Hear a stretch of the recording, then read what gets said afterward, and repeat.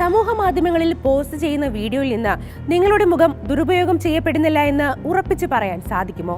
രശ്മിക മന്ദാനയും ദീപിക പദുക്കോണും പ്രിയങ്ക ചോപ്രയും നേരിട്ട deep fake അതിക്രമങ്ങൾ നമ്മൾ ഓരോരുത്തർക്ക് നേരെയും ഉണ്ടാകാം. അതെല്ലാം എങ്ങനെ ചെയ്യാൻ സാധിക്കുമെന്ന സംശയത്തിന് ഉത്തരമാണ് നിങ്ങളിപ്പോൾ കണ്ടത്. കഴിഞ്ഞ നിമിഷം നിങ്ങൾ കണ്ടത് ഡീപ് ഫേക്കിലൂടെ സൃഷ്ടിച്ച ചലച്ചിത്ര താരം മമിത ബൈജുവിനെയാണ്.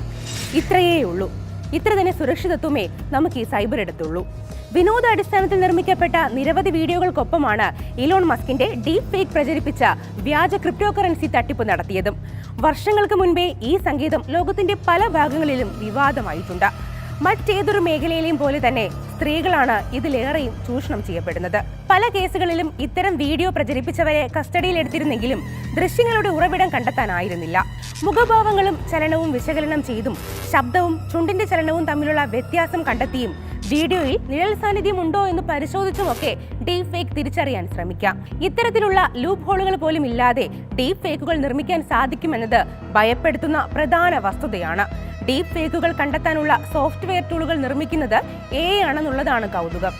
ചുരുക്കത്തിൽ ഏറെ ജാഗ്രതയോടെ നമ്മൾ ഡീപ് ഫേക്കിനെ കരുതിയിരിക്കണം. ഓരോ വീഡിയോയും വിശ്വസിക്കുന്നതിനും അവ മറ്റുള്ളവർക്ക് പങ്കുവെക്കുന്നതിന് മുൻപും നിർബന്ധമായും രണ്ടാമതൊന്നുകൂടി ആലോചിക്കണം.